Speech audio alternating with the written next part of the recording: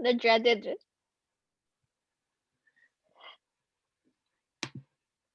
Hi everyone, this is Rohit from Rise to Mastery, and I'm excited to have Charlotte Zhao, who's the founder of Avid, which is the easiest way to share your knowledge and monetize it through audio lessons. Charlotte has done her MSc in media from LSE and is part of the Antler program. A big thank you to Eric Landau from Cortec for the introduction. Welcome to the show, Charlotte. Thank you. Thank you for having me. Awesome. So you have a very interesting journey. You've been, you started your own company. You've been part of the startups. What got you really started in this crazy world of startups? Always good to start from that, right? The incentive. Yeah. For me personally, I think startup is a great opportunity to work on something mission driven. Like prior to working on a tech startup, I've been part of this international nonprofit that we teach underrepresented groups coding for free. It's called codebar.io. For any of you listening, want to check it out. We do virtual workshops as well, so you can participate from all around the world. And like Codebar is one of those first experience where I get to see how through just evangelizing a mission, like which is about making tech more diverse, because tech obviously is dominating the world, right? And if the people who are behind the technology, who are building the products, are not diverse, there are tangible consequences, and we want to be part of the force that makes it better. So super proud of what we've accomplished to date. We have chapters across the globe, nearly 30 of them now. And during pre-pandemic, we have a lot of live events, and that's like the first these kind of sense of achievement where you have, right, working on something you believe in, having a blast doing it. And Avid is an extension of, I guess, Codebar as well, because a lot of the lessons learned from Codebar is actually being put into Avid. And are you still running this remotely, or are you still part of the program? Yes, I'm still part of Codebar, and it's a team of us. And yeah, super proud of what we continue to achieve. And it's very much a grassroots kind of volunteer-based setup. And it's amazing when you have the right mission, how many people you are able to mobilize, right? Because we have a coach student setup, and all the coaches are people working in tech, and they become teachers.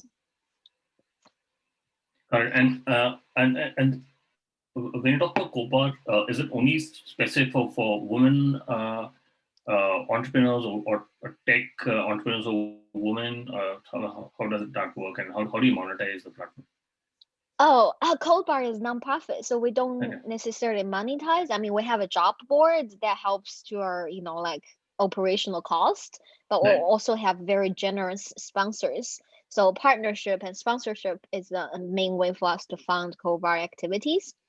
And for Codebar, our criteria for participation, like I mentioned, it's for underrepresented groups in coding. So I think that criteria shifts slightly, depends on location. So depends on, if it's a UK branch or a branch in China or, in Africa, the criteria shifts somewhat. But definitely women across the globe are underrepresented in tech. And then there are other minority groups, LGBTQ, so the criteria is somewhat, I mean, I wouldn't want to say flexible, but we have our own assessment for whether someone is considered underrepresented. We also work with like refugees. Like it's really amazing what we've done. Like I'm super proud. Yeah, no, absolutely. I was having a look at it. I think there's something, a lot of disruptive things are happening in education, especially with what programs like Y Combinator, Antler programs, 500 startups are doing with, they're really helping our entrepreneurs come up with the business plan and helping execute it. And especially with what Lambda School is doing, I think that they're doing a great thing for people who want to learn more about computer science. And before you got into startups, you worked in Bloomberg for a long time. How was the experience there? And You do have a bit of an experience before you started your startup. Did working in a big company like Bloomberg help you? Another meaty question. So I guess part of the Bloomberg story has to do with the immigrant journey, right? And I Right, think both of us are immigrants, so there are right, something to kind of discuss here. So I came to the UK to pursue my master's at first, right, and ended up falling in love with the city, wanted to stay. And the first thing to sort out is to have a sponsorship. right, Since I went to London School of Economics, most right, people around me look to join bank. And right, so right, even though personally, I honestly was never interested in joining bank, but I wanted to kind of learn more about it. And also, I think technology has always had its appeal to me. So I ended up right, finding this middle ground. I think at the time I started working, tech companies wasn't quite a thing yet. But you would know if you work kind of in fintech space, you will get sponsorship. So there's a bit of right, that practicality. But right, I definitely was interested in learning more about the market, understanding all, like financial instruments and all that. So it worked out. And at Bloomberg, I was very deliberate about developing a set of skills I know I would need, and namely sales, just generally becoming a better communicator. And also, I for a time was actually working on one of the hardest products Bloomberg had. It was enterprise portfolio risk and analytics.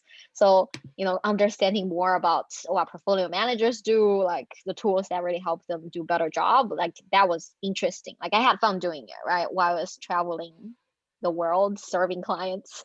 wow, So it served its purpose, but I also know deep down I don't see myself in fintech forever. Like it's something that was helpful for expanding my toolkit. So I was very deliberate about wanting to like while I was working in a big company, collect the skills I need. So even just like a couple of years in, I knew I wanted to start a startup, right? Like it was clear I know I wanted to do it. And at the time, I was just searching online, be like, what are some tips, tricks? And like, I don't know if you've come across this kind of stuff before, but at the time you go online and be it Quora or just like random forum, people will be like, oh, I have this amazing idea, but I don't know how to build. Like, it right, was like nowadays there are so many amazing no code tools. But back right, then it's like, oh, whether you know how to code or like it's not gonna happen. right, And they talk about how hard it is to find a good, CTO to work together. So I was like, you know what?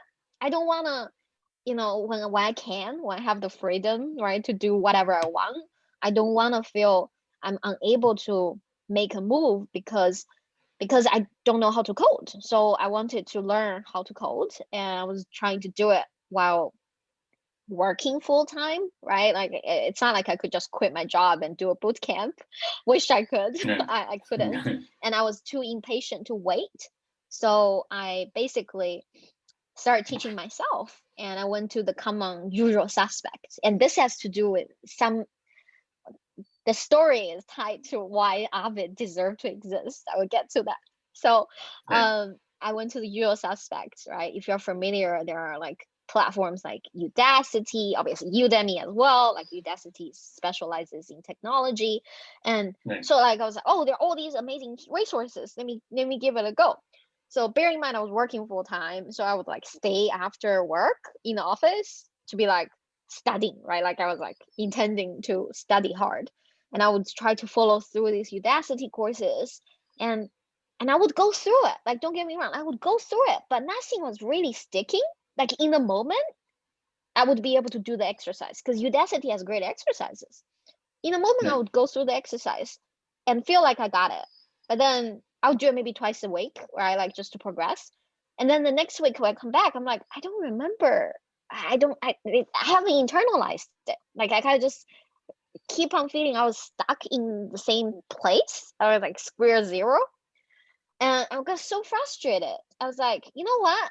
Instead of forcing myself to sit in front of a computer and do this, I'm gonna go audio first. Right? It was out of desperation.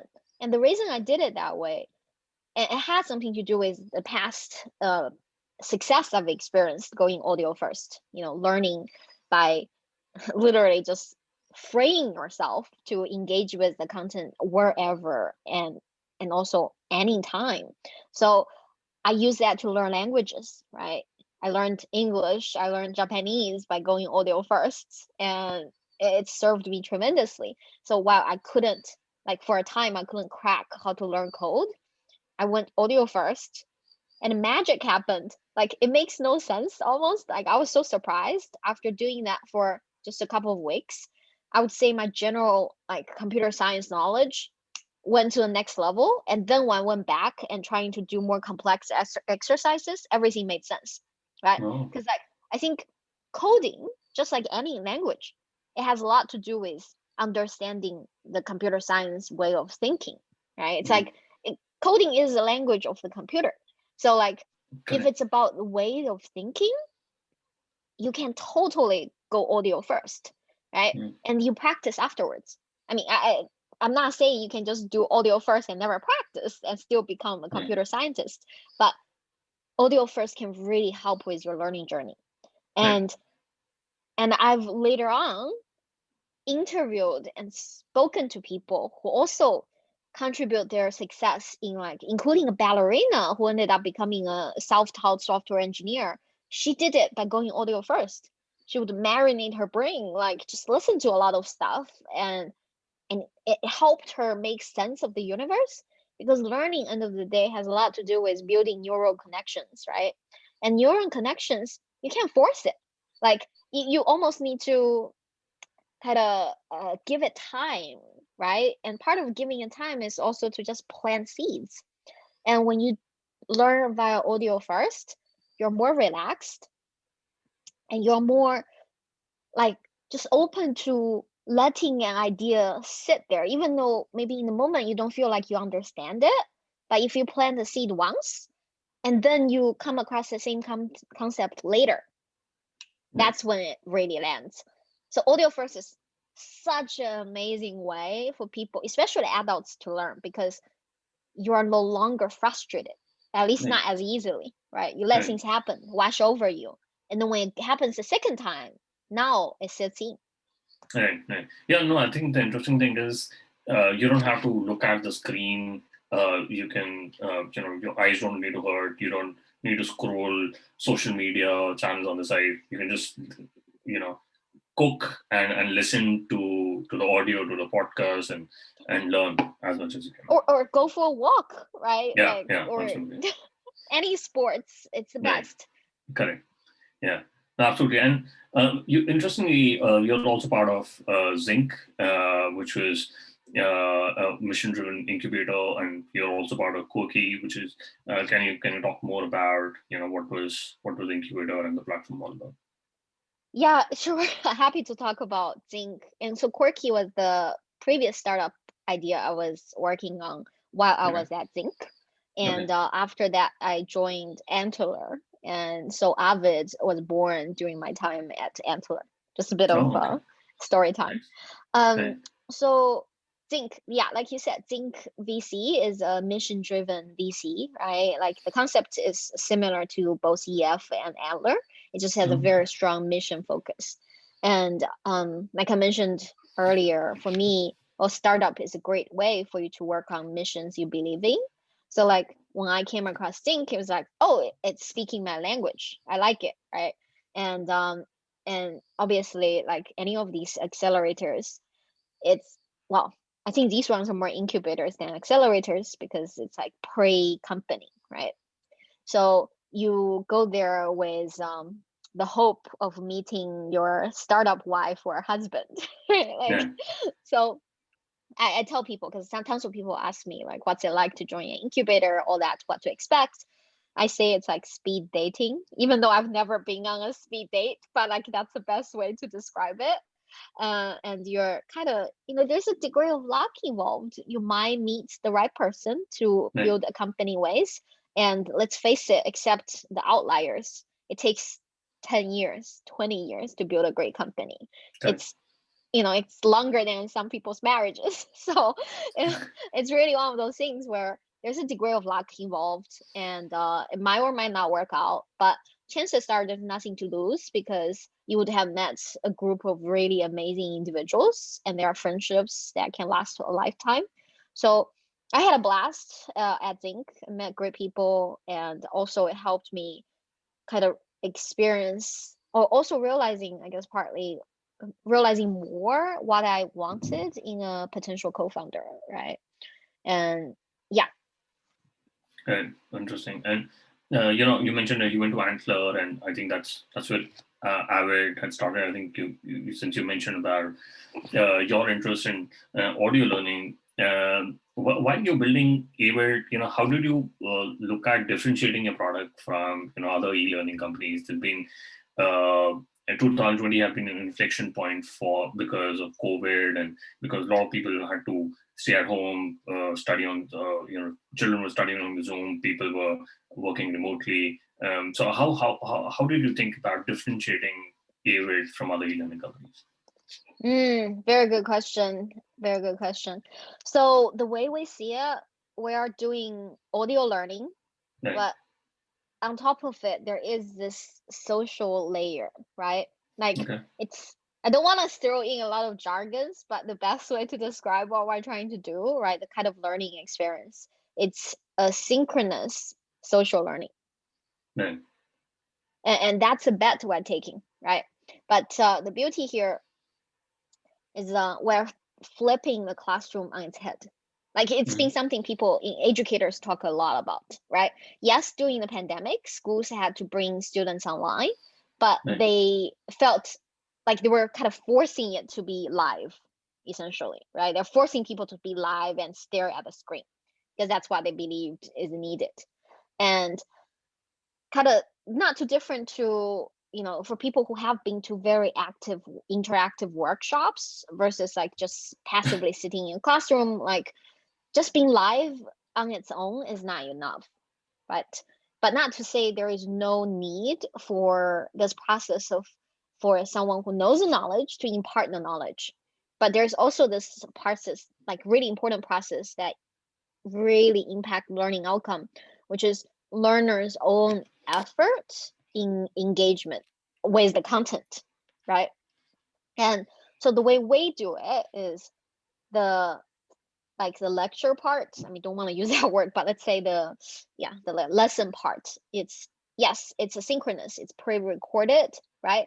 But you can consume it within a time window, because these social groups are organized in a time frame with a set start and end date, right? Right. So there is an expectation and like sort of accountability for you. You're expected to do this during this time frame, but give you somewhat flexibility, because if I'm not available at 8 p.m. UK time, I can still not miss out. I can still consume the content at my own time. But I'm not just expecting you to listen to it, right? Like the social aspect is all around students sharing their own exercise answers with each other, asking each other questions, and also surfacing questions to the creator. So you get feedback.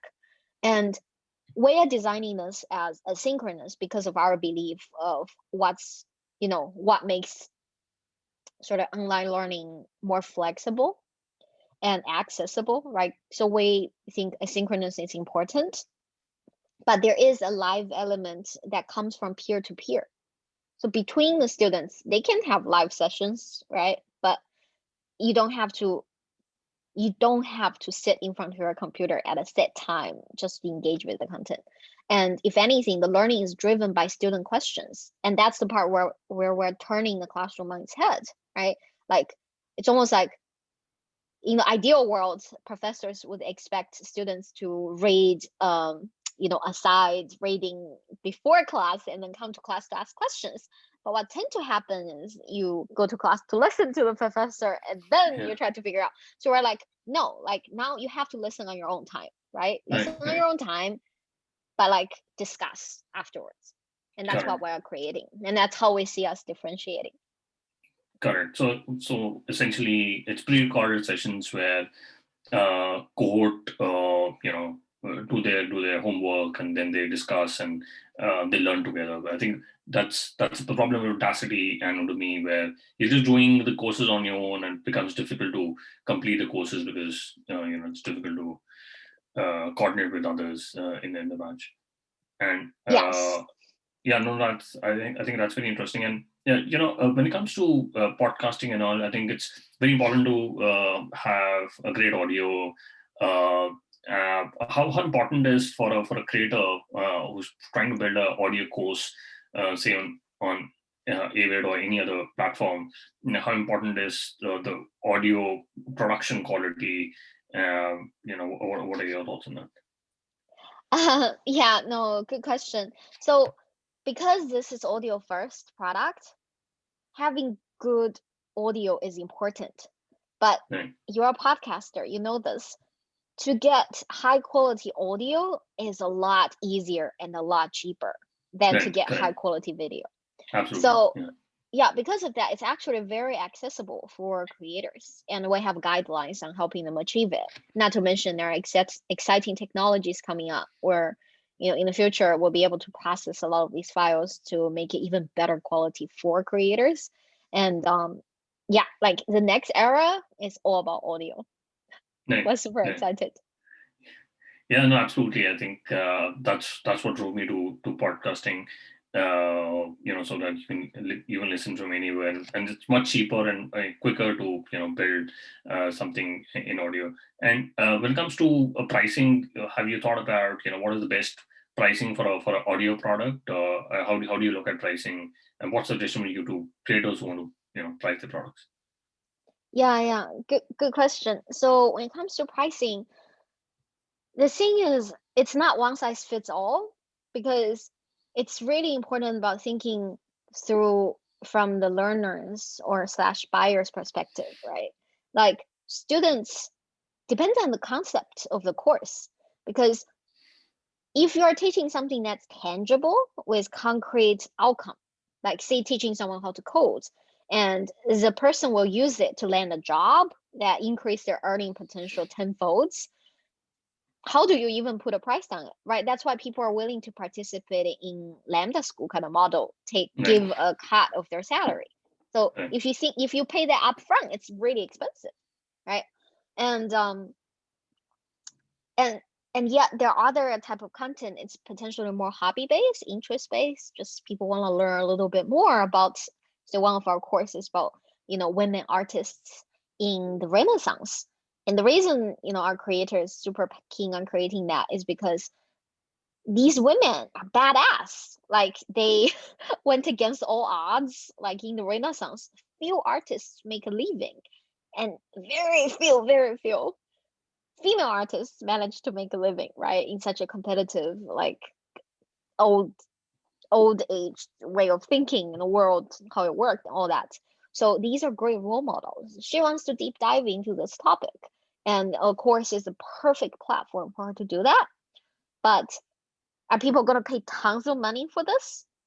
It's interest based, it's more exploration, so the price will be a little cheaper, affordable. But because people care about the subject, they're still willing to pay, $20-$30 for it. And but if you're teaching something tangible with outcome, where yes, it's audio first, but it doesn't mean, like, you still are going to have homeworks to do. Like if you really want to get the result, you're going to have to do the homework. So that kind of course then will be priced a lot higher. So it really depends on the subject, and what both what the creator wants to teach and also what they believe is a great outcome to aim for. Very interesting. And while you're building a product, I was just wondering, because who's your target audience, and how do you look at onboarding customers from both sides of of the place? How do you get creators on board and customers on board, and who are you actually targeting? Yeah. So I guess the one liner of how we see Avid evolve is where a SaaS enabled curated marketplace. And I had the Okay. curated part is because we do think it's important to give learners a kind of a level of quality assurance almost. But then their SaaS part is crucial to our thesis. So there are two theses we're operating on. One is audio first. I think I've already articulated why we believe in it. And the other thesis is really the future and of essentially the younger generations, right? In the future, they would rather learn from people they can relate to and people they essentially have more of an emotional attachment to. So they would rather learn from creators than traditional high school teachers.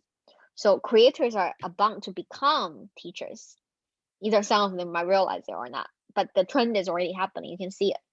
And so with that being a thesis, what we want to do is to play a role in making the medium the go-to, right? Like audio first. We want to make audio first the go-to option for creators.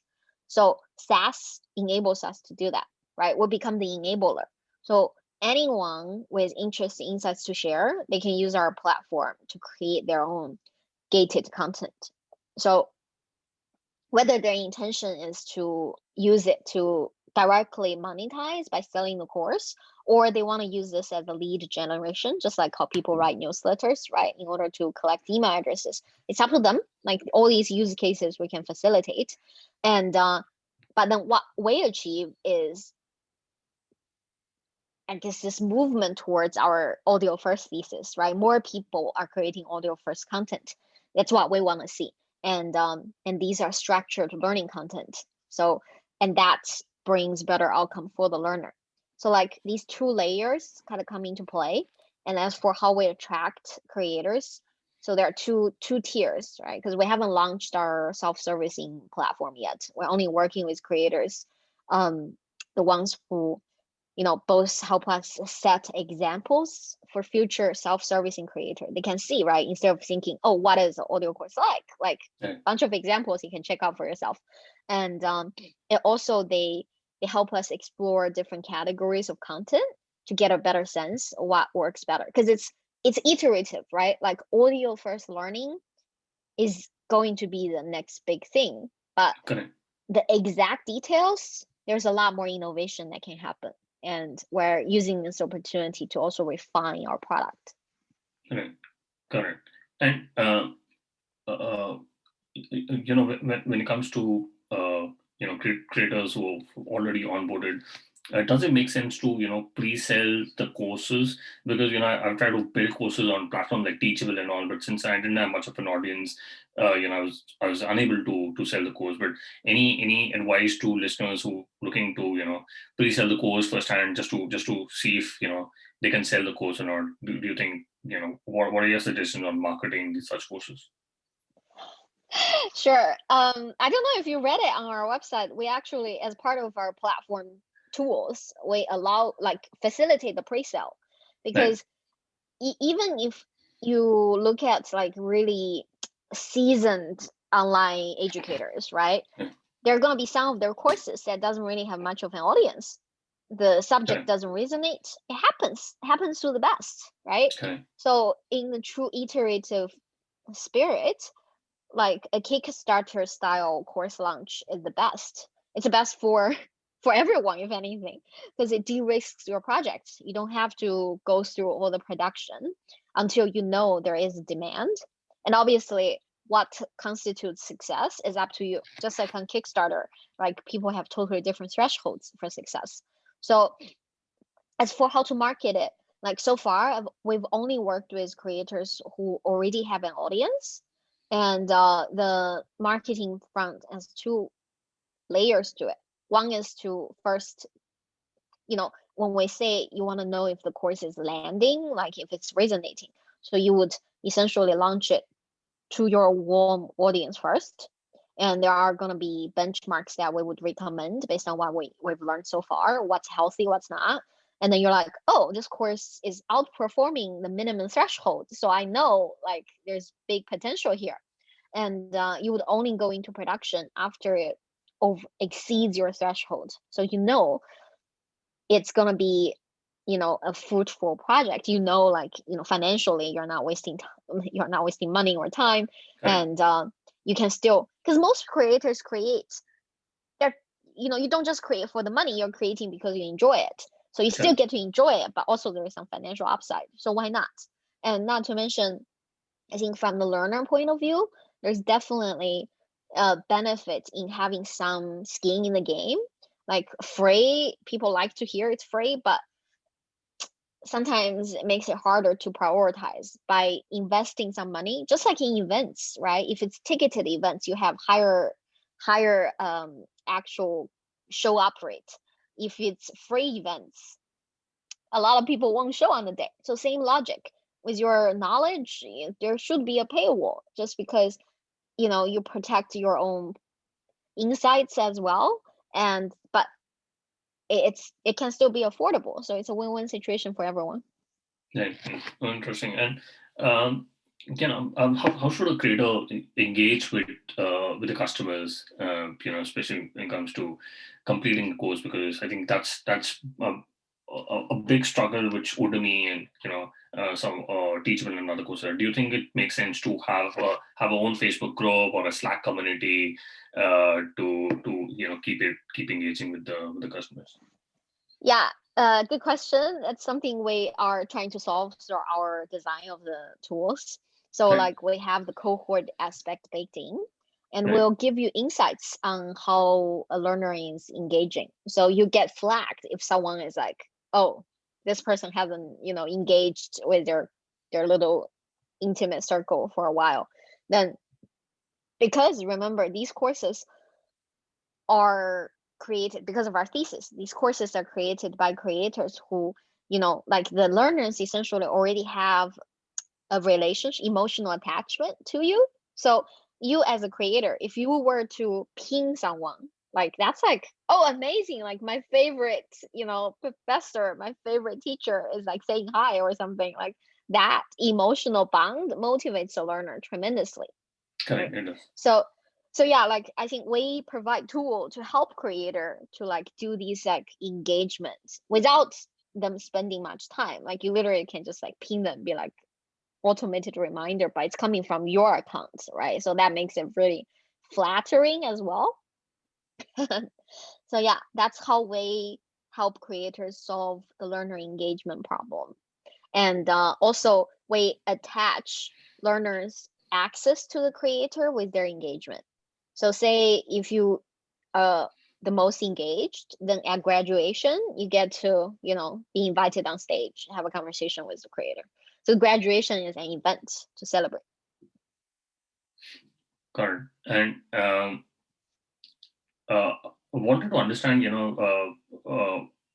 since I've been part of a marketplace, a trial marketplace called Oyo Rooms, and bit of a context, we're trying to onboard hotels on one side, and also trying to get customers. And the idea for the company was to build supply, which is like get more hotels on board. How do you look at, when you're building a marketplace? How do you look at building with supply or demand when you're starting out? And how do you make sure that the creators don't churn out of this marketplace?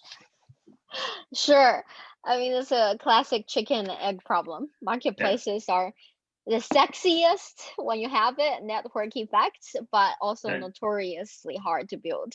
Right. So the way we see it is like try to solve for the side that experience the pain more acutely, right? Yeah. Like we believe when it comes to kind of online learning, there is pain felt by both the learner and the creator.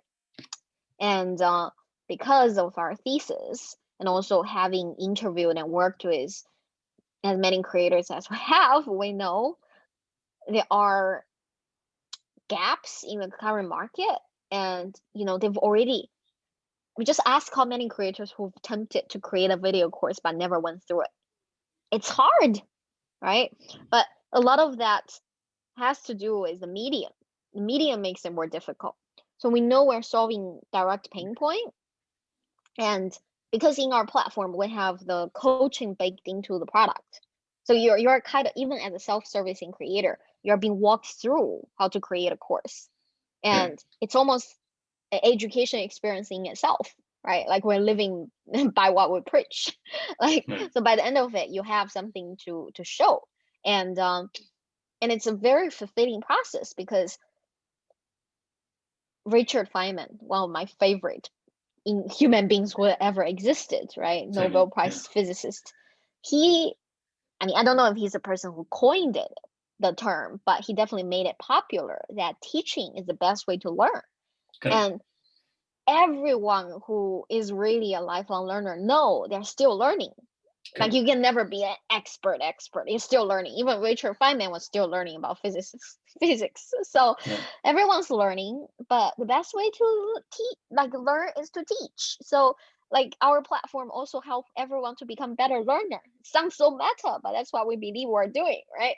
And so yeah, to go back to the marketplace question, like which side to focus on first, how we are tackling it. We see ourselves doing, like we're solving the problem for creator first. We're SaaS enabled. The marketplace is cherry on top.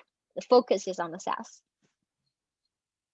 Correct. And Richard Feynman is also one of my favorite human beings. Just wanted to follow up on that. And when it comes to I understand you still pre-seed stage, but how do you look at the revenue model? Is it going to be more like a subscription-based model, which Teachable has, or is it going to be commission-based structure where you're going to make money from the creators? How do you look at the revenue model for Avid? Yeah, so we have a hybrid revenue model in place. So for self-servicing creators, you can just pay a low-cost flat fee, right? We're helping you to share your passion, teach. And for creators that we help them more, right? There are different degrees of service we can provide. And we'll also be taking bets on certain creators, then it's a revenue share. So it's a hybrid we're pursuing. All right. And I quickly want to do the top three. What's your favorite business book? Actually, I have a new one to recommend. I love this book so much. It's called The Psychology of Money. If you haven't came across it yet, highly recommend it. I love it. Yeah, no, absolutely. I think is it the author called Morgan? I'm forgetting the name of the author, but I think it's been recommended in a couple of podcasts before. Oh, really? Yeah. Okay, well, I guess the world is small. Yeah, no, absolutely. We'll put that in the show notes. And if you could go back in time when you started working on Avid, what is the one thing you were focused on or done anything differently? Ooh, specifically on Avid journey, what I might do differently? Interesting question. So when it comes to this, like I feel, so I'm someone who kind of believes, I don't believe in failure. Like everything is a stepping stone. Like you, as long as you're doing your best in the moment, if it doesn't have the desired outcome, it just means you had something to learn from it. So like looking at the Avid journey so far, we've been doing our best, and I feel very blessed with the team we have, and have made some kind of mistakes along the way for sure. Would I do it differently? Could I do it differently? I don't think so. I kind of had to learn the hard way in this case. So I don't think there's going to be an audio course that could have saved my life.